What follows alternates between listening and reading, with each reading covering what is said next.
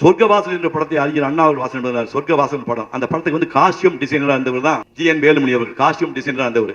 அந்த வேலுமணி அவர்கள் வந்து எடுத்த படம் வந்து பாகப்பிரமையை ஷூட் பண்ணும்போது அந்த எம்பளம் வரைஞ்சு கொடுத்தது எங்க கம்பெனி மோகன் ஆர்ட்ஸ்.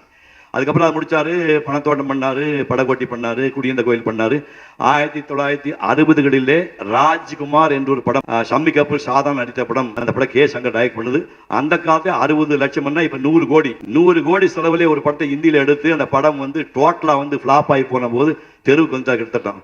அப்ப இந்த சூழ்நிலையில அன்னை அபிராமி படம் எடுத்தாரு. நான் நடிச்ச கே விஜயா ஹீரோயின். அந்த நடிச்சு முடிஞ்ச அந்த படம் ஓடல. ஒரு தோட்டம் இருந்தது, வருஷம் தோட்டம் இருந்தது. அந்த தோட்டத்தை விஜயா, நான் உனக்கு நடிச்சதுல பணம் கொடுக்க முடியல, இந்த தோட்டத்தை உபயோக எழுதி கொடுக்கணும். ஐயோ அண்ணா வேண்டாம் சொன்ன பேசாமல் சொல்லிட்டு அது சம்பளமாக அந்த தோட்டத்தை எழுதி கொடுத்தா. அதுதான் KR விஜயா கார்டன் என்று முத்துராம் சாங் தெரியும். KR விஜயா கார்டன் என்று கிட்டத்தட்ட 100-150 படங்கள் KR விஜயா கார்டன் தான் ஷூட் பண்ணோம். அந்த இடத்தை வந்து சம்பளமாக கொடுத்த ஒரு ஜி.என். வேலுமணி.